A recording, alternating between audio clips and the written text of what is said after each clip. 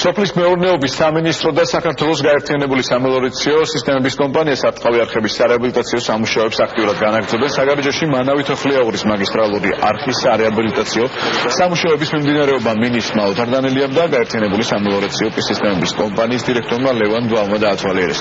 არხის რეაბილიტაციის შემდეგ სახეთში საგარეჯოს მუნიციპალიტეტის სოფლების 2000 ჰექტარი მიწის ფართობი გახდება უკვე წყლით უზრუნველყოფილი.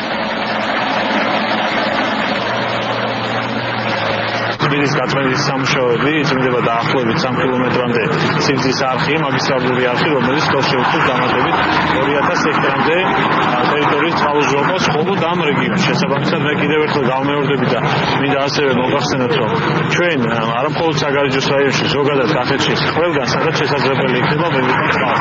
ჩვენს მიერ განხორციელებული იქნება დამატებით 2000 ჰექტარი სახნავ-სათეს ტერიტორიის წყალუზრუნველყოფა. ამასთან ქვემო სამგორის სარწყავ სისტემაზე დაწყებულია უახლოეს დღეებში დაიწყება 4 მილიონი ნახევარი ღირებულების პროექტი, რომელიც დამატებით ამ 2000-თან ერთად კიდევ 1300 ჰექტარამდე წყალუზრუნველყოფას მოახდენს საგარეჯოს რაიონში.